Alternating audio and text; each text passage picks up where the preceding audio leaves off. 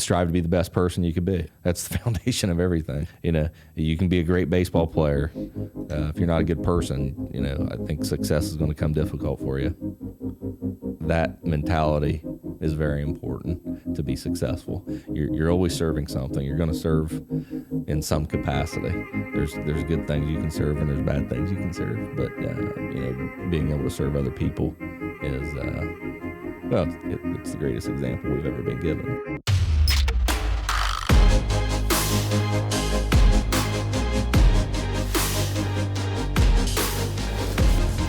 Welcome to the Coaching Life Podcast, episode 108. 108.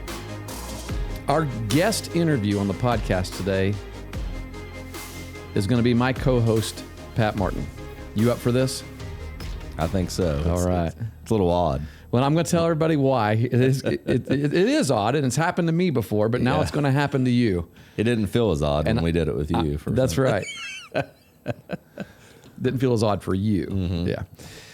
Well, I'll tell you why here in just a second, but I first want to just briefly introduce him just as we would any other guest, which would provide some context for today's conversation. And I got to tell you, buddy, I'm really excited about today's episode. I am. I'm more excited about this one than I have been for a lot of them that we've done. Yeah. So I'll just tell you that. Yeah. This is a really, really cool moment, I think, for the Coaching Life podcast and for all of our listeners. And so I'll just jump right into it. Our guest today is Pat Martin, my friend and co-host here on the Coaching Life podcast.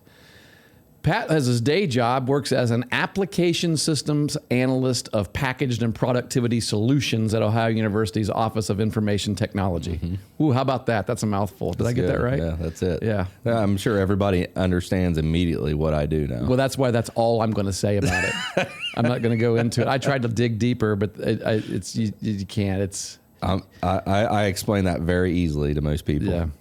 I'm a computer nerd. Okay. Yeah. I got it. Now everyone Good knows. Deal. Yeah, got it. I won't say how old you are, Pat, but he was a graduate of Meigs High School in Pomeroy, Ohio, class of 1999. Yep. That wasn't very long ago at all, actually. Some days it feels seems like long. it, doesn't it? Yeah. Yeah, it does. But my favorite thing about you is you're just a good person. Good friend, good person, good dad, good husband, good human being. But one of the things that everybody in the area where Pat lives knows about him is that he has been an advocate of youth sports in his local community for his entire adult life. But more importantly than an advocate of youth sports, an advocate of youth, just an advocate of young people, just for them to be the best that they can possibly be and to have the best opportunities to be successful. And he is someone who goes out and creates those opportunities for people to be able to just enjoy the sports they play. And so, I called him a community champion. If you go back and listen to episode 93, I snuck one in on him one week when we said, we're just going to take a break this week. I'm like, we can't do that. So I snuck an episode in on Pat, and it was all about him. So if you go back and listen, that could provide a great introduction to today's conversation. And what that simply is I believe every community needs champions. Every community needs people who have decided to put down roots, deep roots where they live. They love the place. They love the people. They love everything about it, regardless of how good or how bad things might seem at any given moment. You can count on these people to always be there. And that's Pat. Well, last Tuesday night, there we go. Got to have some theme music for this. Last Tuesday night, the Meigs Local School District Board of Education voted to hire my friend, Pat Martin, as the next head baseball coach for the Meigs Marauders. We were just talking about those buttons last night. That's right. I got all kinds of buttons working today, buddy. Congratulations, Pat. I tell you what, I'm thrilled. I'm thrilled to be able to talk to you about that today. I appreciate it, Coach. It's a different feeling. I'm a little taken aback of how I feel about it. So There's not enough words to describe it, I don't think, but There isn't. I agree with you there. As someone who is sitting in that seat and has it, there's nothing like it. And so, folks, I'm just going to ask him some questions about how he feels about being in this role and what some of his plans are. If you are listening from the Meigs Local School District, this is your next head coach for the baseball program. And so here's a little bit about what you can expect. First of all, Pat, I just want to welcome you to the greatest fraternity in the world. yeah. The fraternity of high school baseball coaches, and particularly the Ohio High School Baseball Coaches Association. You know, earlier before we got on here, I was showing you the Inside Pitch magazine from the ABCA, the American Baseball Coaches Association. We were talking about that clinic and the state clinic that's coming up here. Both of those coming up in January. Those are some of those are highlights of my year.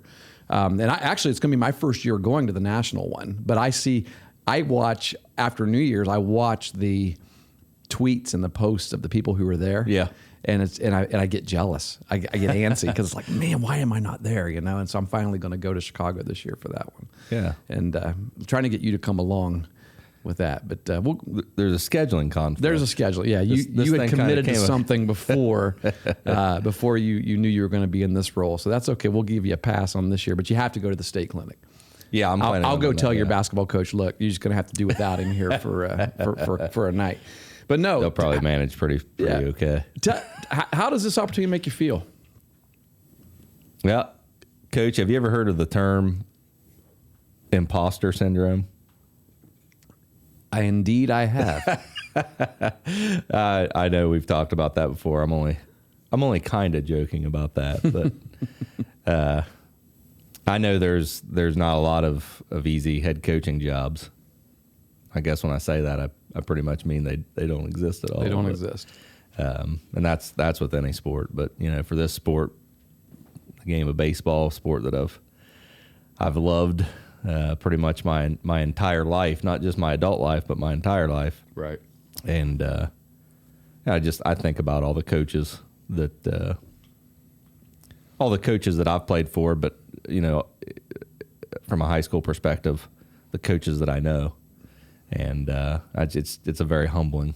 I'm very honored. I don't think there'll be a day that I take that honor lightly, and it's going to be something that kind of motivates me and pushes me forward as I go along. So it's hard to say how important it is or what it means to you. It's hard to put it in words, isn't it? Yeah, because you you just don't. It's not something you think you belong in, right? Right away. So, just very honored, very honored. That's really the only thing I can say about it. Cool. Yeah. Well, I mentioned in the introduction, and everybody who knows you, in our locale knows that you're going to be coaching at your high school alma mater. Mm-hmm. But not only, but not only that, because a lot of people do that. Yeah. But not everybody just absolutely adores that alma mater with all their heart. I don't think I ever see you without a maroon shirt on. Without a maroon. That's odd. I mean, it's odd you say that. All you have in your wardrobe is maroon and gold. It's incredible, and I've said it. I've joked about it before. You're someone who bleeds maroon and gold because you just absolutely love being a Marauder. And I say that sort of, I got a little bit of guilt in the back of my mind when I say it because I graduated from the same high school. Yeah. I didn't grow up there. I actually spent more time in the Southern Local School District and then moved to the Meigs District and graduated from there. And I actually then as my wife and I moved back here, we've been in Athens longer than ever before. And I taught a little bit at Eastern. I've been around. That's why you're at Eastern now. You had to. I had to go to all three schools. That's right. I had to get all three county schools. But no, there are some people that are okay with that. But there are other people who just aren't okay with it. There is something like I had an assistant coach at Athens who will not leave the green and gold. Yeah. You know who I'm talking about. Yeah. Coach Hewitt, if you're listening, we're talking about you. And I've joked about that. You can't get that guy out of Athens. And there's some people that just, that's who they are. You're one of those guys. Yeah, I guess so. I don't think I ever. I never passed up opportunities because of that. I don't think. Yeah, I don't think. I think it's down there. You know, I think you say that, but I think it's down there. Yeah, it might be. And I applied for a position within the district. A professional, like a career position, administrator position. Yeah.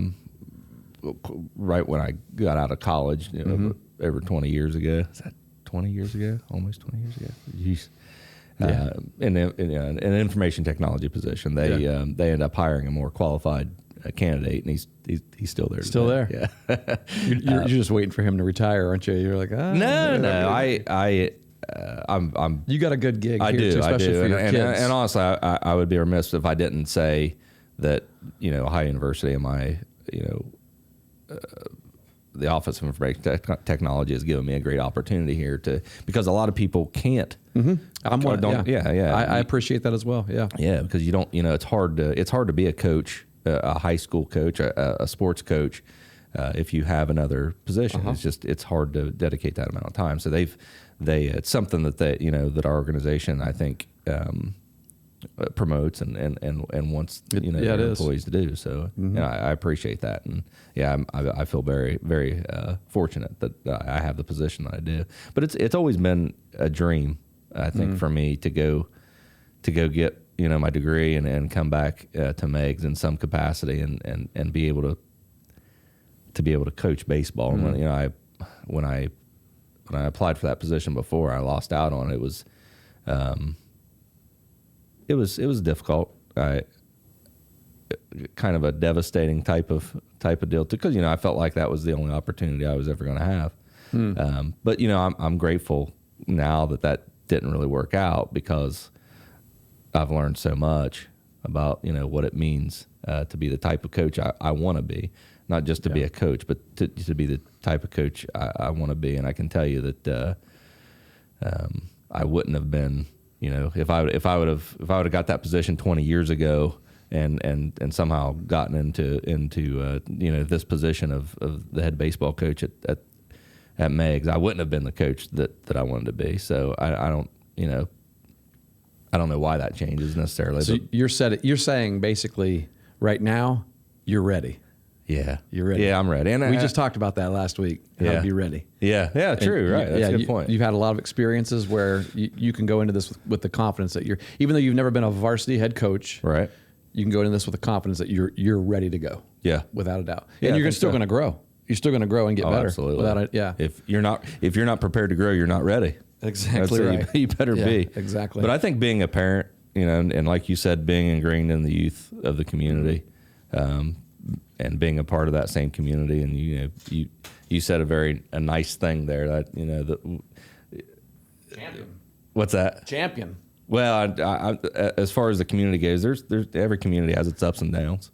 There's good things and bad things, and those things kind of bring things into perspective. But Rocky says that if you stay, Rocky Balboa, you're a Rocky fan. Says if you stay in a place long enough, you become that place. I guess that's kind of me. St. Patrick, who this is I'm going way back now. Not referring to our co-host here, Patrick, but St. Patrick from the Irish.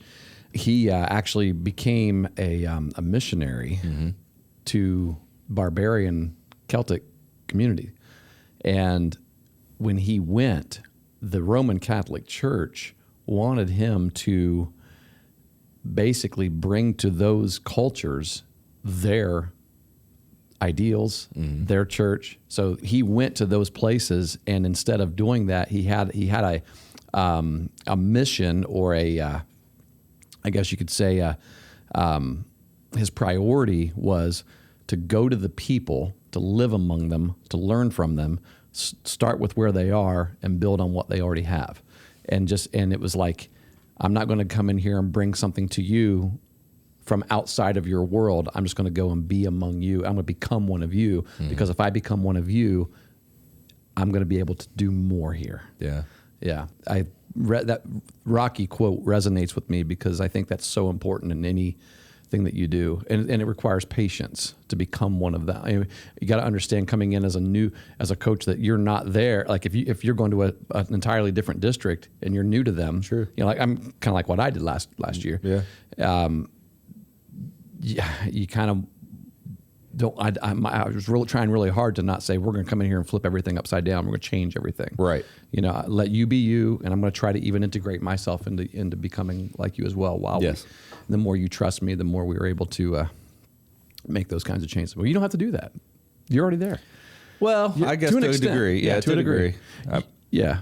You mentioned something in your answer there too. You said as a parent. Well, as a parent, you're also going to be coaching your own child coming into your very first year of being the varsity head coach. I am. Your son Jake is a freshman where you're coaching, and then of course you're going to have another son coming up through as well. Yep. How does that make you feel thinking about going right into it and coaching Jake right off the bat in high school? I haven't thought about that much because I've coached him most of his life. So that to me, there's some familiarity there. Sure. It's not going to be all that different to me. The only thing, the thing that pops to mind when I think about that mostly is, I know a lot of times. Let me just say this: I did not take or apply. I'll say I'll apply. I didn't take. It was granted to me. It was, I'm grateful for that, the opportunity to be a coach. But I didn't apply for the position knowing that my son was coming into the program or knowing that, I have another one coming up soon. To be honest with you, you wanted to do it regardless. I did. And Coach, I don't know that I'll be there this long because you got to, for Jeremiah, you got to succeed. No, I plan to be there for a long time. Yeah. And so, I see you as having the opportunity to be the Fred Gibson of Meg's high school, because you're that guy already. I mean, you're a young Fred Gibson. Fred Gibson is a community champion here in Athens. I mean, he is an Athens guy. Everybody thinks Athens when they see him. Yeah. And he is, in fact, that's what I wrote. I just nominated him for the Hall of Fame in the Ohio High School Baseball Coaches Association last week. Well deserved. And that's one of the things I wrote about him. I said, there was no place to put this on the stat sheet here, but I want to email as a follow-up so that I can say this, that there is no greater person who belongs in a Hall of Fame as a high school coach, because he loves that place. Yeah. And he was there for a long time, coaching for a long time. How long was Coach Gibson? Well, he was the head baseball coach for 15 years. 15. But he had coached for 26 years, but he also coached basketball for 28. Oh. And some of those years overlapped. Yeah. Right. Oh, yeah. Yeah. Yeah. He's nuts. I remember he coached basketball. He's absolutely nuts. Yeah. 28 years. 75 so years old. So he right did coach now. basketball and baseball in the same They year. overlapped a little bit. Yeah. Yeah. Yeah, I see you as having that opportunity. Well, those are big shoes. That's looking ahead. Those are big shoes to fill. But I think that's my commitment. I think when I decided to apply, that was one of the things that I convinced myself of, is that, and I had told people in the past that, if I do apply for the position, if I ever do apply, I'm planning on being there for the long haul. Sure. It's not going to be a 2 to 4 year stint. I'm committed to it. I want to make it work and be there. And you can tell when you got a guy that you, in the back of your mind, you're thinking, I wonder if this is a stepping stone for him to go somewhere else. I wonder if this. I mean, I'm not so sure that he's really here for the long haul. Yeah. And you are definitely not of one of those. That's not what comes to mind when people looked at you. And I think that can bring a lot of comfort to, well, one, the Meg's local board of education, who has to hire people whenever someone resigns or quits or retires or gets fired or whatever, It might bring a lot of discomfort to people too. They might not think I'm as if you're not very ambitious. Good. If you're not very good, well, that's true they'll be too. like, Yeah. we want this guy over now. You don't have to worry about that. You're going to be just fine in that. So cool. Well, I can say that you're going to be just fine in that, because coaching absolutely is. I mean, even though this opportunity is new to you, coaching is not new to you. You've been coaching many different sports for many years. You've been coaching baseball at various youth levels for all of your adult life. I'm assuming you've been coaching baseball longer than I've been coaching baseball, probably. Oh, you think? Well, I mean, Yeah, I don't know. I coached my first team, 15-year-old team, when I was 22. So The day I stopped playing, I started coaching. But did you coach in high school though? I did. Yeah, I thought I remember coached a you little saying you league coached team in high school. Yeah. But you know what? I those weren't. I didn't coach consistent years, so I didn't coach every year in high school, and I didn't coach every year once I got out. But I did. I think I did. There were 2 years 20 when years we lived old, up in I was- Wasion. I didn't coach anything up there. Yeah. That was my 2 years of slow pitch softball. I'm sorry, folks. I hate slow pitch softball. That was my 2 It's just years of because pretending you- like I was still an athlete. You don't know how to. No, I'm teasing. You coached slow pitch softball? No, I played. Oh, okay. I got Yeah. you. You don't know. You don't understand the. I will say this: it was not co-ed. The team, yeah. our church team was a Class D. I don't know what all that means. It changes from year to year, I think. But I'm telling you what, these guys were good. Yeah. Like we got in the tournaments where you could only hit so many home runs. You had to choose. sure. Sometimes you had to choose who's your home run hitter and who's Yeah. not, and things like that. And yeah, these guys, they were serious about it. And I was still pretty young. I mean, I was very young still. I lived there, and so, and not too far out of playing. And when you're 26, 27, right around that age, 25, 20, you're the strongest you've ever been. Oh. That's the prime of your life right there. Yeah. And so I fit in fairly decent. I got chosen to be the home run hitter one time. Did you? Yeah. What was the rules? Were you familiar with ending rules when a home run was hit? You ever experienced that? They have tournaments like that. Yeah, You had vaguely. got It's been bases so loaded, long. no outs. You had a home run, innings And it's over. nothing. Yeah, you got no runs there. Right. Yeah, yeah. There's all kinds of. The guys laughed at me because my very first at bat, I won't forget this. My very first at bat, I took 2 pitches. No, that was it? And what was it? I fouled the first one off because it was way inside. You took the next and one. so I'm thinking, yeah, I got to wait for something out. I got to get used to this timing. So I took the next one. It was a strike. That's it. And I'm like, okay, all right. And then they're like, no, you're done. You're out. I said, Mom, that's 2 strikes. And they all laughing. So they were making jokes about things I had to do and things Well, like that. that was your church team, but It was my church You didn't team. have to buy a case I didn't have of to buy beer. any beer for them. I'm not all of them. Just the pastor. All right. So let's get back to you. You've been coaching a long time, so this is not new. However, and you've coached the high school level. You're coaching at the high school level right now as an assistant basketball coach. Yes. You've been an assistant baseball coach as well. Yep. Right? Or was it JV? I coached JV and Yeah. I was assistant. Yep. Yeah. And even as a JV head coach, I think people who coach high school sports understand this quite well. Being a varsity head coach for a high school sport is much different than any other coaching role. Yeah. I would In think terms so. of the administrative, behind the scenes, off the court, off the field type of stuff that you just really, you've got to pay attention, that you're overseeing, Sure. you're doing. Yes. As you think about that, right now we're going into December, right? You have no real long off season. You got a little bit off. You got more of an off season than I had last year. That's true. But you've got, That's true. but not as much as you would like to have, Right. To prepare for the season, especially in a year where apparently the supply chain is bogged up, and if you need equipment, you might not get it by the season. I'm hearing those things. It's those horror stories. Add more pressure to me. Then. Pressure's on all of us right now. What do you got? What kind of concerns or anxiety or maybe even questions do you have coming to this? Yeah, there's a lot. Not that I would have an answer for you, but if you got questions, There's a lot. shoot it. A specific question, I'm not for sure. I think, for me, the element of the unknown sticks out there because I've never been. You say they're administrative duties. I don't know what those administrative duties are. I really don't. You know what I mean? I have an idea. Yeah. But I'm sure there's little things that that have to be done that I'm not even thinking about it right now. It's not a matter of whether I'll be able to handle it or not. It's just knowing exactly what those are. I feel like those things I'll feel a lot better this time next year. Once you've experienced it for a year. Yeah.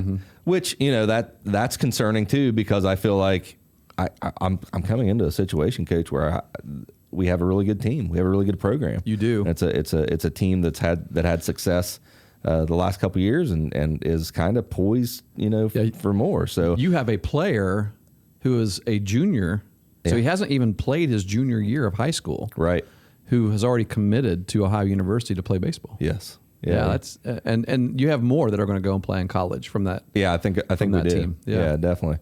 So it's unfortunate that for me this year is going to be that a big learning experience. But like we said, every year is going to be a learning experience. If you're not learning, then you're not doing your job. So that's going to be a responsibility that I have to take on to make sure that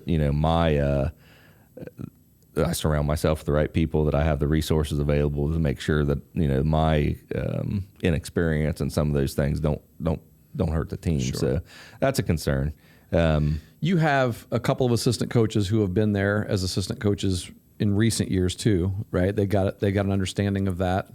Yeah, you're going to have a good staff around you. I think so. Nothing's officially finalized on that yet. So I know things can change. I'm not going to tell you. I'm not going to name names, but you've shared with me some guys that you've talked to and things like that as well. Yeah, I think, and even I have a line out to some people that's been a part of the program that even if they're not going to be on the practice field with me or on the in the dugout with us during the games, there's people that I can reach out to and say, hey, what do I do here? What do I expect this? And just people that I can lean on. I think surrounding stakeholders, having those kinds of stakeholders in the program are really, really valuable. Yeah.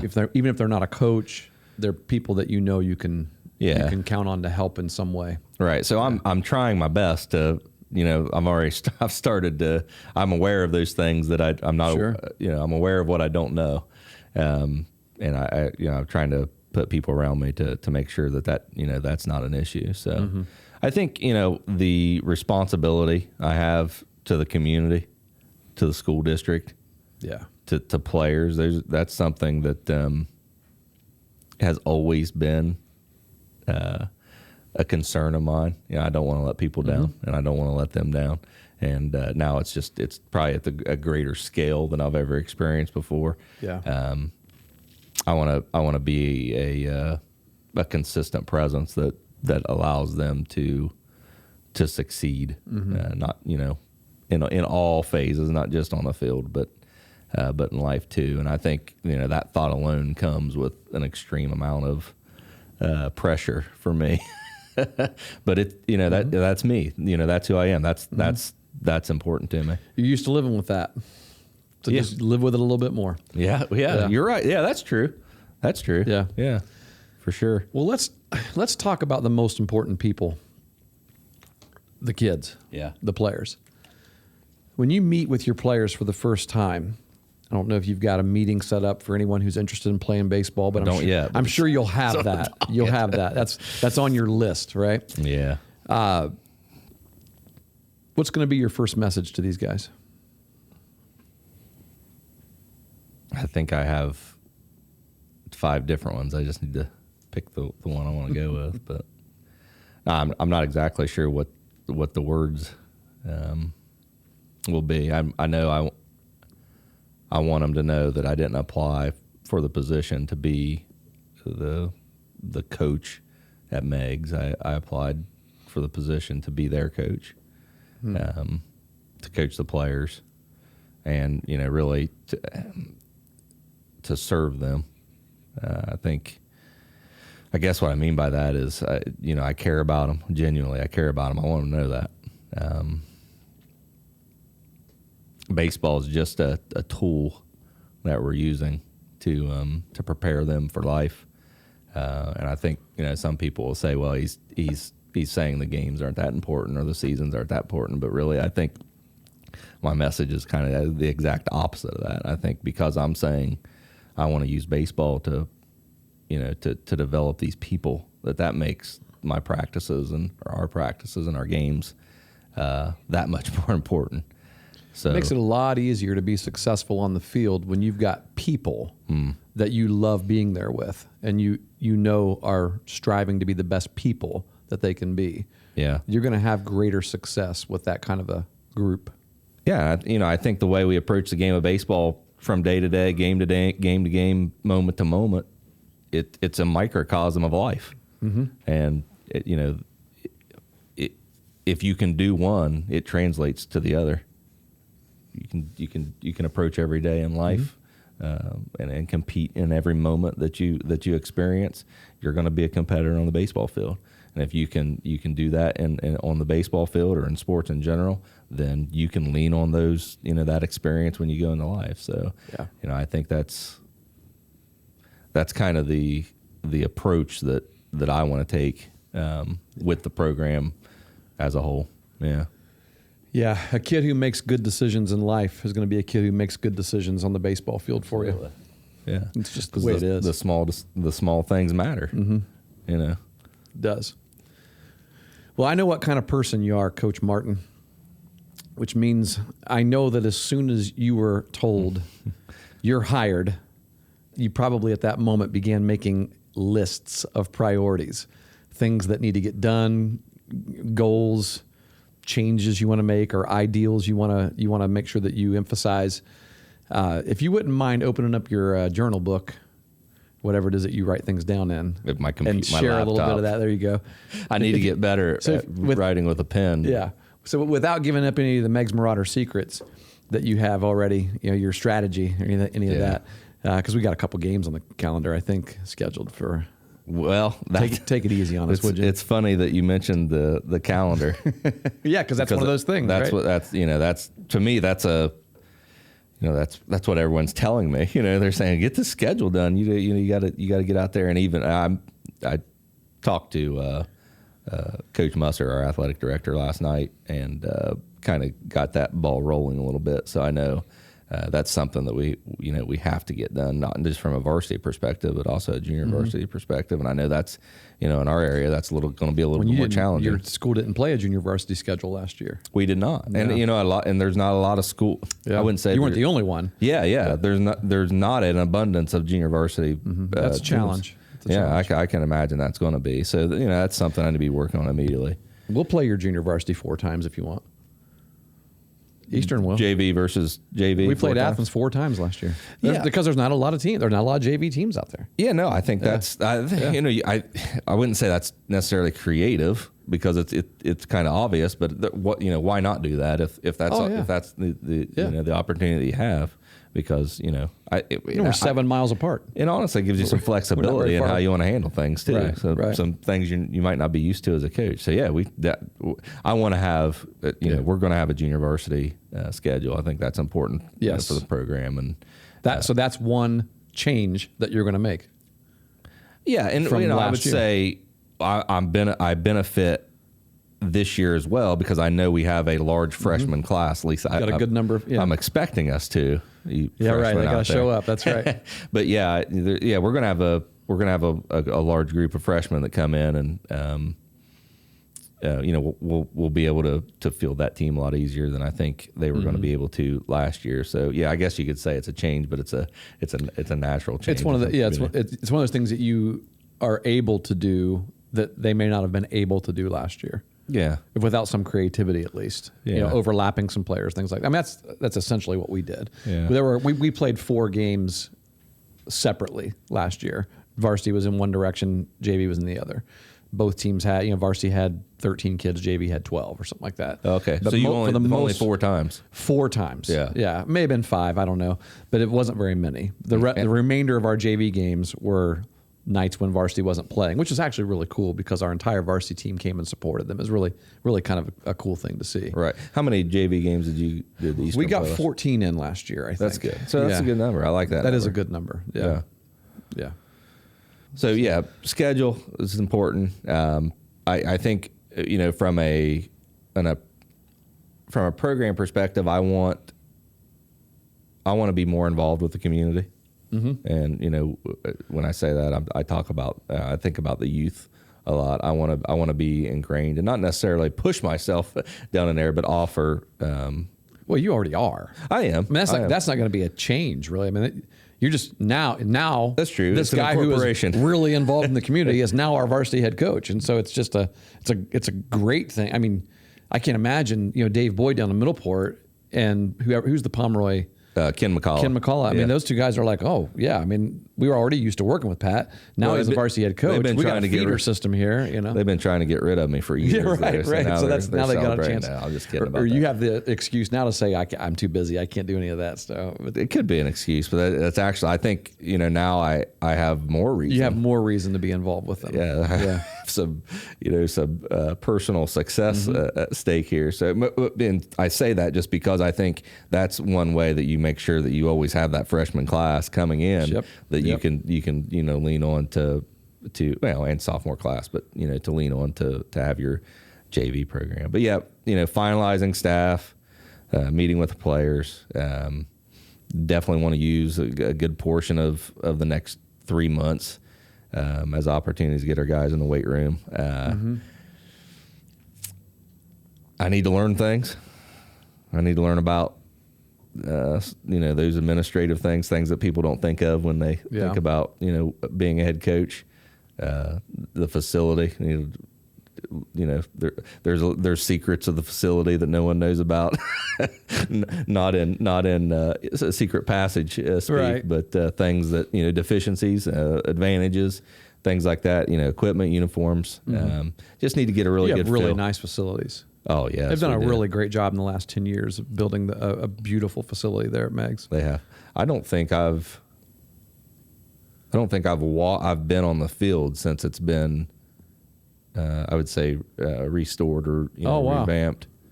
Yeah, Like out there as a coach, just practicing with a team or something like that. Everyone. Yeah. We had we did an alumni game years ago, but I think it was before The renovation. It was before the renovation, credit your current school board for that. I think they really put a lot of planning into that and were very intentional about improving that facility when they did the football renovation. Or shortly after that, right? Well, and I'll say Coach Bissell, Brent Bissell, and Coach Mullen put an extra amount of work into that. Our maintenance folks, Coach Oliphant at Meg's, I know he does a lot of work on it, and the coaches since then, Coach Dotson and Coach Whalen. I know Coach Whalen had that field looking very nice. Yeah, the last couple seasons. So it's things like that. Field maintenance, that's going to be a focus. It's something I got to learn about. that's the fun stuff. Yeah, and I know we're there. I don't know. There's probably not much we can do at this stage since it's December, but maybe there is. So You'll be able to spruce it up though, put a nice edge on it in the spring, and get her drag done. I mean, and nobody's field in Ohio looks really green in the spring, so I wouldn't worry too much about. I mean, you go out there and throw winterizer fertilizer on it now. You still got time to do that, but I mean that might look a little greener than it normally would. But other than that, you're going to be just fine. It's pretty healthy up there where it sits, I think, on that hill. That's true. Yeah, everyone's down on it. It's a pretty healthy field. But I'm a C-type. Have you heard of DISC? Yeah, 360. Oh yeah. I'm a C-type personality, so I make lists, and there's a lot of things that I want to cover that I'm going to have to. I'm going to have to make sure it doesn't completely destroy me if I don't get to it. Oh yeah, yeah. Well, and inside of those lists, I'm with you. I do the same thing. I've got journal books full of lists, and then once you have your list, your like brainstorm list, make sure you prioritize it.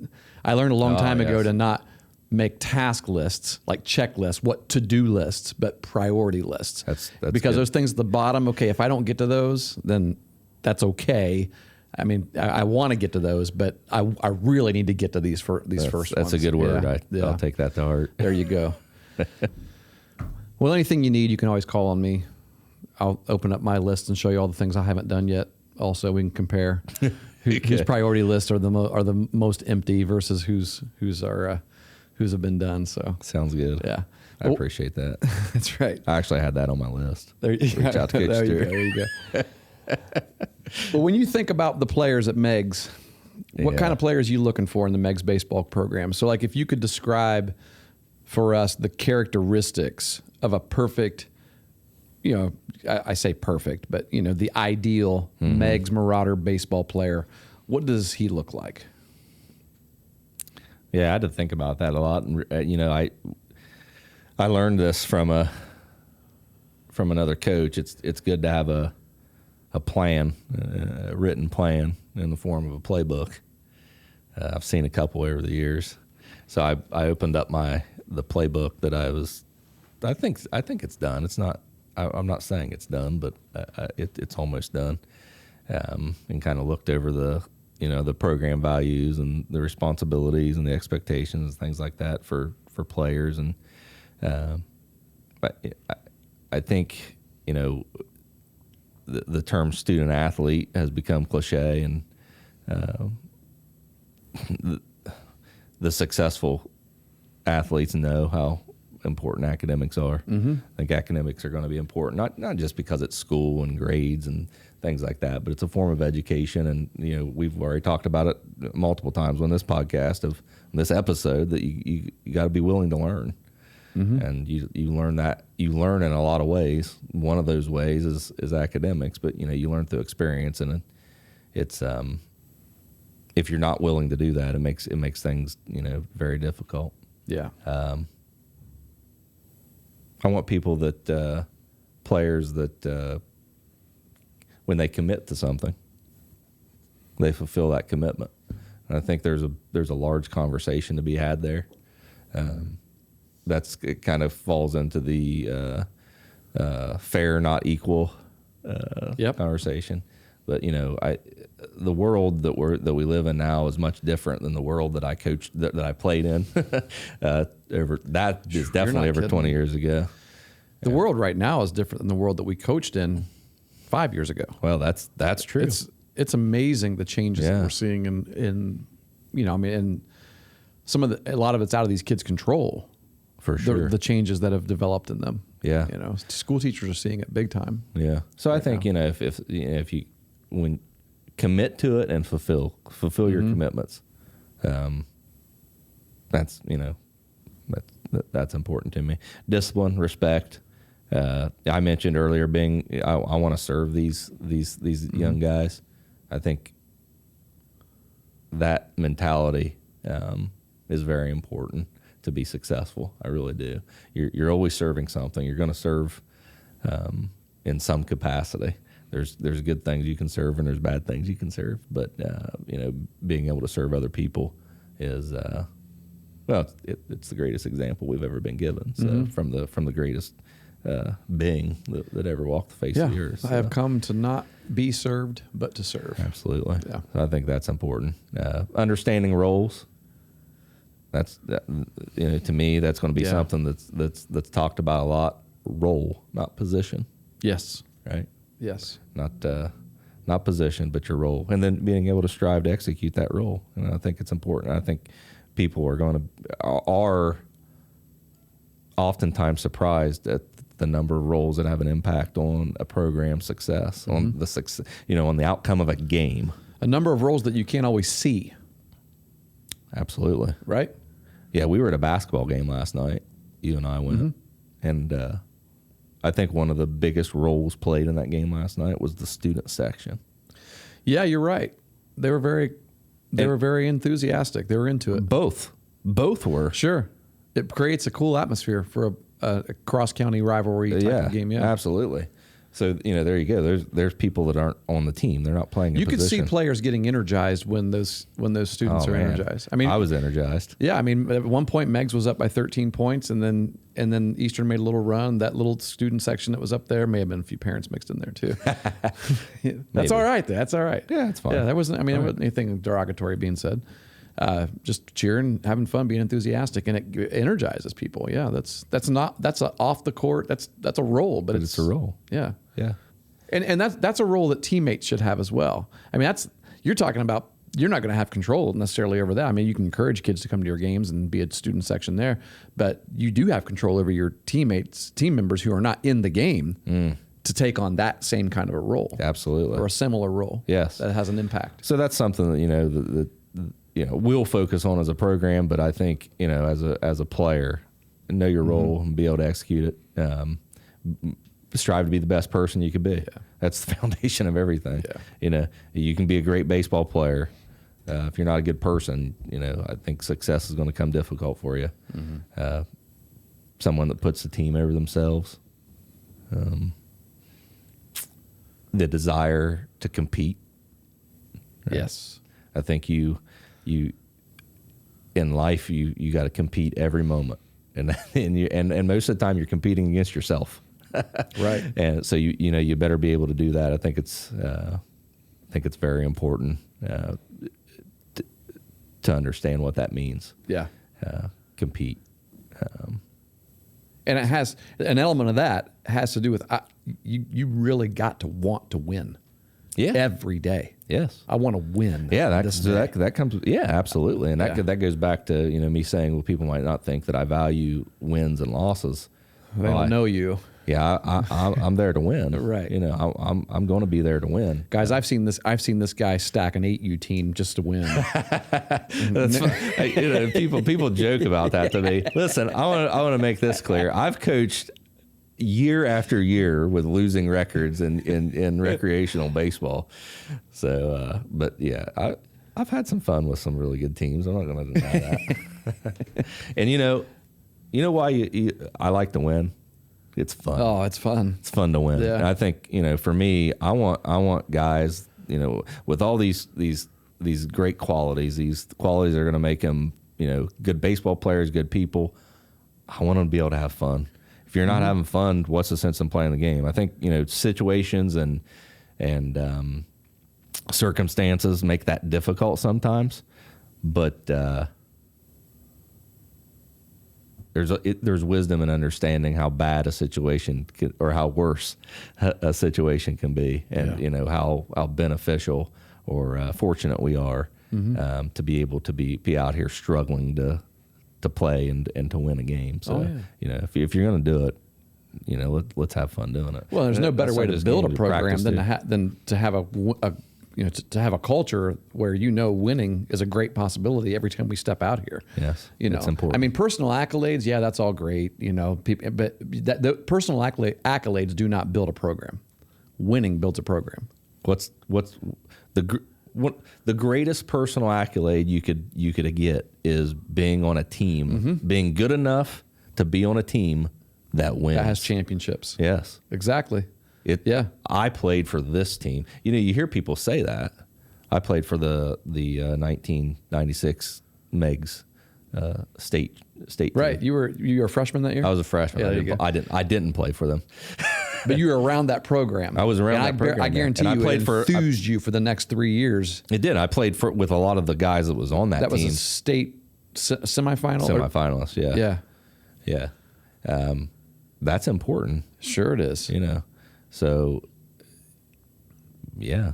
And that's what people remember, really, too. Yeah. Yeah, when you don't want to have, I don't know, as a high school player, you don't want people to look at you and say, hey, what have you accomplished? Like, what did you accomplish when you were in high school? It's one thing to say, well, I scored 1,000 points or I had 100 hits or whatever.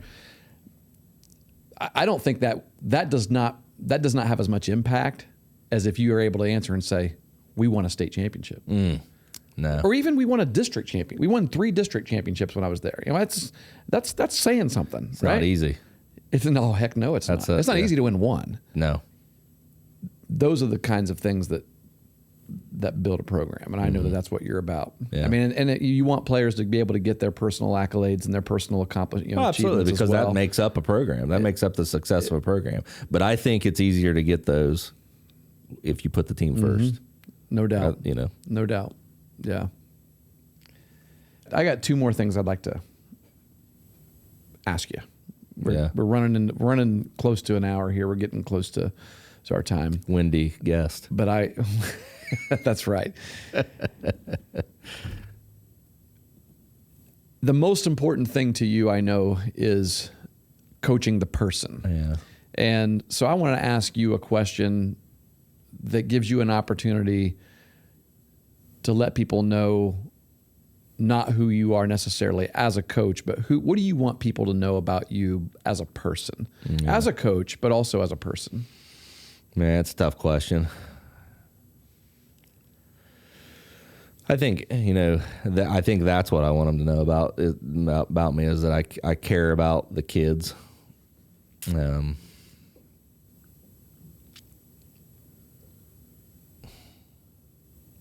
I know there's a lot of challenge, a lot of struggle in their lives, especially with the kids in our area.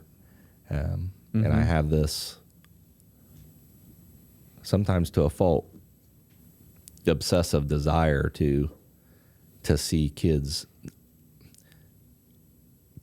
succeed, and it's almost a fear to see them fail. I don't want to see them fail.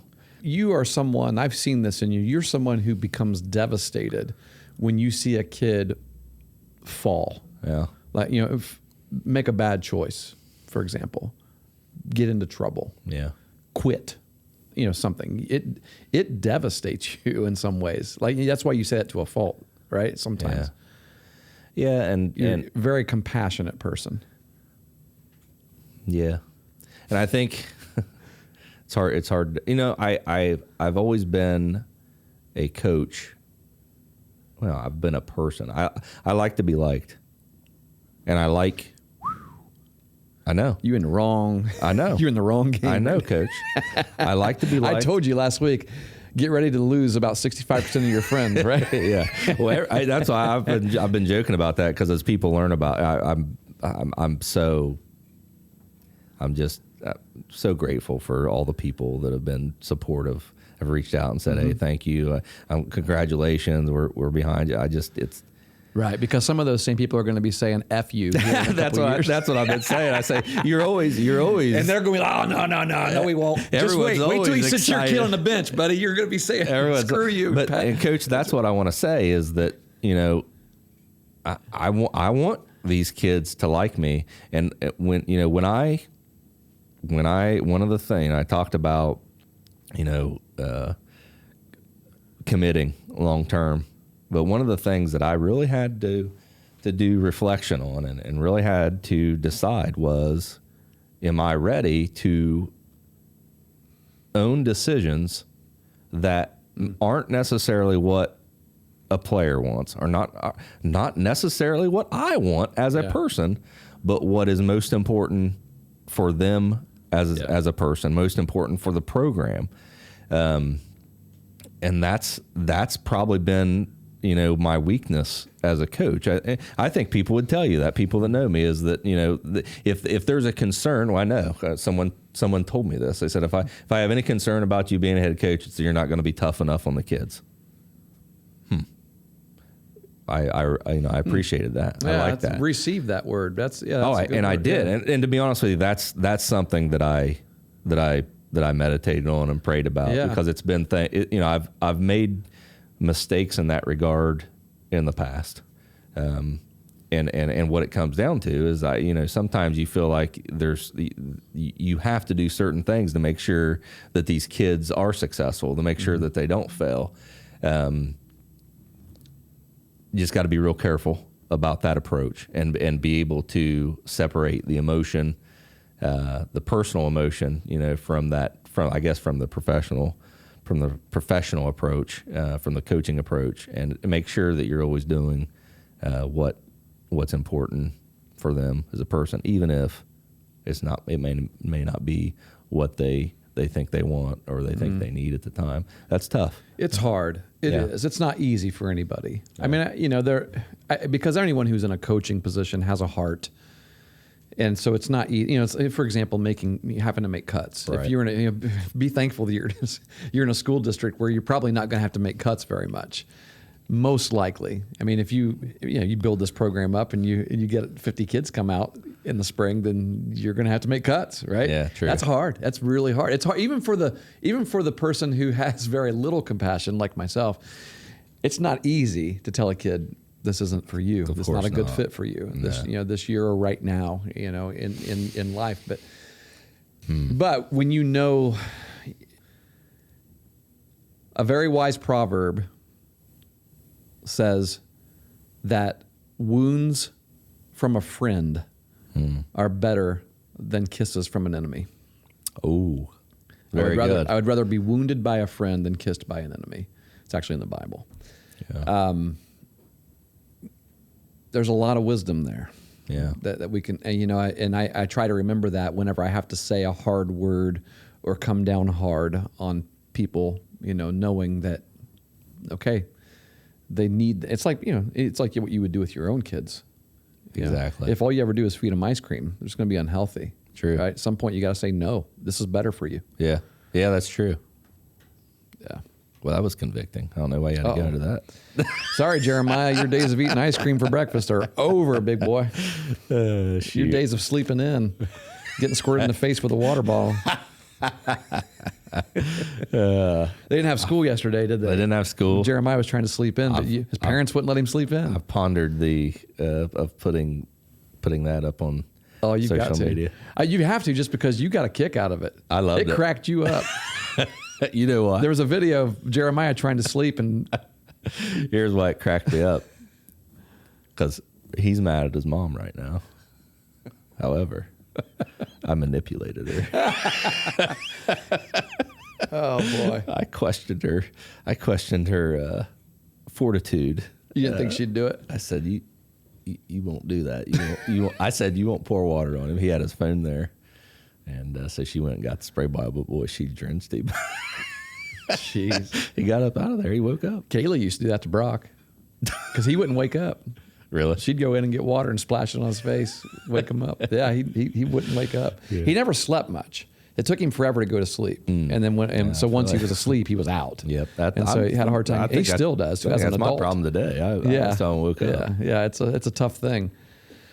Speaking of your wife, Chastity's fully on board with this, I'm sure. I mean, you wouldn't have made this decision if she wasn't, but she's pretty excited for you. She is. She's excited, and that makes you excited as a husband to know that there's your greatest assistant coach.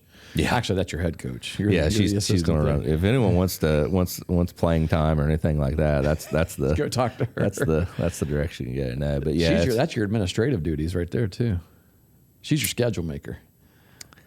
Yeah, I'm not gonna lie. She's pretty good at these things. She is. She's been doing it for a long time for the youth leagues, and she's gonna be ticked now that we even mentioned that. She gets things because then people know because good. she does other things, in other sports and things like that. So yeah, she's very good at that, and she'll definitely help a lot in that regard. Parents are very supportive. I was gonna go there next. I was gonna ask you how the old man and woman how Mr. and Mrs. Martin felt. They're very supportive. Cool. I think it's easier. They're going to be your biggest fans and your biggest critics too, because Jake's out there. Maybe the biggest problem I have too in the crowd. I've heard the way your dad behaves at ball games. I know. Now those umpires, and my father-in-law, same way. Those umpires are going to get. They're going to get yelled at like they've never been yelled at before. I'm going to put them up in the press box so that the umpires can't hear them. Give them a job. Dad, you're in charge of the camera. Yeah. That's the person you want in charge of the camera, the one that's about. No, I'm excited about that. I'm excited about, hopefully working with some of the technology students at Meg's and getting them into some of those roles. So Get you a student manager. Yeah, looking forward to that. Yeah. But I've had a lot of support. My brother Steve, and he lives in North Carolina. He's excited for me. Cool.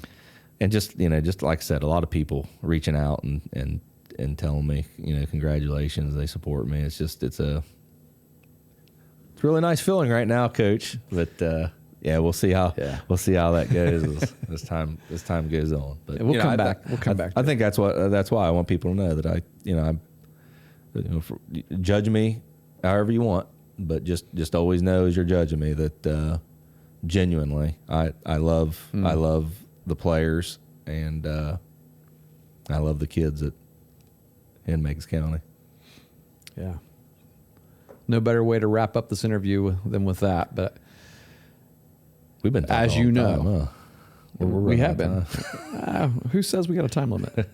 Didn't we say back in episode 1, we said that our podcasts were going to be 30 minutes? 30 minutes. Yeah. This is going to be the least listened to episode. You watch. This one's going to hit 200 before you know it.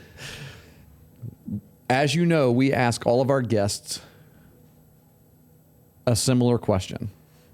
And so we got to ask you, Coach Pat Martin, what is one of your favorite memories from your days of playing youth sports? I thought all these questions were difficult to ask, but look, I want to show you to answer. See my notes here. Holy smokes. Is that your answer to that one question? No. This is the answer to all. We're going to be in here for another hour. But look at the last question down here. Oh, you don't have an answer to it? There's no answer. No. It's Because you got it. Right No, here. I don't have it. I don't know what the answer is. It's so difficult. I think. Now you know. Yeah. When we ask somebody else, Yeah, now you know. I apologize to all of our guests in the past. I didn't realize, and I never thought about it for whatever reason. I guess I never thought I would be a guest on the Yeah. on the podcast. But there's a few things I think. Playing wall ball out in the yard. Always, there's just something about that I think just a fond memory that, I love the game so much that I'd go out there and just throw a ball against the wall for Just by yourself. for hours at a time. Oh yeah. All right. Individual sport. I guess you should be playing tennis. No, when I was in the 5th grade, my social studies teacher, Mr. Birch, put on rag ball tournaments. Rag ball is an indoor ball. You hit it with your hand? No, with a bat, foam bat. Okay. And man, that was a great time.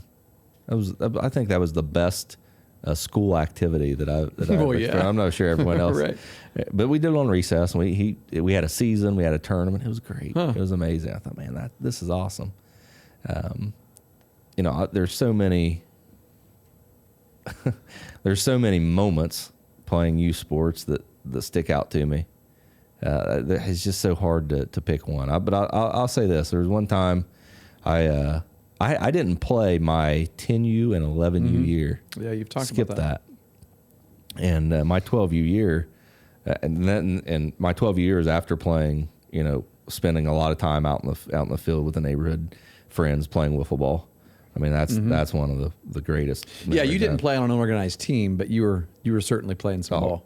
Wiffle ball, Yeah. rag ball, and wall ball. There you go. That was the bridge between 9U and 12U. There's probably a lot of development that was taking place during that year. You're darn right there was. Yeah, definitely. But yeah, I mean, very very fond memories of that wiffle ball. You know why? You didn't have a coach telling you when to stop, when to go. I know. You're right. You just learned it. You did I mean, it. it's not rocket science. It's not. It's pretty easy. But I wasn't hitting the ball very well. I was getting on base. I was walking a lot. Had a pretty good eye, but I'd hit a lot of ground balls. Wasn't hitting the ball well. Didn't have a lot of power. And me and my dad were talking about it one evening. I feel like it was late, but it might not have been. But then he grabbed a magazine. I don't know what magazine it was. He threw it on the ground. He said, "Get up there. Get up. Show me how you're getting up to the plate." I think my toe touched the magazine. This is where I am on the plate. He said, I think you might be too close. You might be standing too close. So he backed me up, and I started hitting after that. I started hitting the ball on the barrel. Yeah, and just he fixed it. Yeah. He fixed it, and it was a dad that wanted to see his son do better, wanted to help his son, But what he was is he was my coach there, Right. and and I don't know that was a seed, but just seeing that and feeling that and being a part of that in action, of this player struggling to hit a ball solid, hit a ball well, making a change, coaching them, helping them, supporting them, and seeing them, suddenly improve. Yeah. There's something about that obviously it's a moment with my dad that I'll never forget. But there's something about that coaching moment that just sticks in my mind. Yeah. But there's a lot. There's so many good times, and I remember times when I succeeded, but as we always talk about, it's more about the time that we spend with our teammates, our friends, and the people that supported us coming up through there. Good stuff. Very fortunate. And you'll always do just fine when you remember that everything we're doing is making memories for somebody else now. Yeah. We're just making memories, Yeah. for other, some of the, one of the things that we love about the game of baseball is the majesty and the wonder of the memories that it creates for us. And I think as we become older, as we become parents and coaches, as we're older, sometimes we forget that we're creating other people's memories right now. And, and do you want them to be fond like the ones we have, or what kind of memories are we creating? Absolutely. Basically? So, yeah. Well, Meigs High School, there's your 2022 varsity baseball coach. Here, wait. Here we go. Where are we at? There he is. Do you have a boo button? That's it. I do not. We just have what's this? We won't play that one. We'll come back to that one. Yeah. Hey, are you registered for the OHS BCA clinic yet? Not yet. We got to get that. We got to get you on that. I know. I actually am registering for it today. Okay. I'm all set for the ABCA one. I have it in my work notes to take the 20th and 21st off. Yes. You got to go ahead and get that submitted. So Yeah, that Thursday's the biggest day, and then Friday. Yeah, you'll need both of those days. You want one of them. You want both of them. So, yeah, cool. Looking forward to it. Oh yeah, it's a great time. It's a great time. It'll be cool to be up there as the Coaching Life podcast. Yeah. Hey, we'll probably have all kinds of people who recognize us and want pictures taken with us. Things like that. We should have a booth in the trade show. Maybe. In the vendors area. Yeah, we should get professional pictures taken. We need to get headshots and get some markers, things like that. Some free stuff, some swag to give away. We need somebody who can make us a banner, right? I'm kidding. Shoot. Yep. Well, I'm excited to hear the conversation around this episode. I think people are really going to enjoy it. I hope so. Yeah. I hope so. I'm looking forward to it, and like I said, it's a huge honor. Don't take it lightly. But ready to get started. Good deal. Go Megs. Go Eagles. I'm rooting for you. I'm rooting for you. Well, and you're rooting for me. Well, yeah. I mean, I can, right? Like if I were still coaching at Athens, I probably wouldn't say that. That'd be tough because we'd be in the same league. Yeah, we're not in the same league. Would we still be friends then? Oh, of course. Yeah, does that work? Does that work? Oh, okay. Yeah. Okay. Yeah, I mean, we could beat the crap out of each other on game day and then still be friends. Okay. So, yeah. All right. But don't expect me to come out there and shoot the bull with you before the game, though. We're all business before the game. Is that you don't like? I'm not a big fan. You don't like shaking the. I'll go over and say hi and hand a touchdown. lineup card and all that. But I don't like wasting time talking to coaches about meaningless stuff before a game. Yep. So you got a job, don't you? Got a job. Got a role. We're there to do Strive a job. to execute. Yeah. We'll talk afterwards. Maybe. Depends on what the outcome of the game is. Well, thanks for being our guest today, Coach. I appreciate you having me. Thanks, everybody, for listening.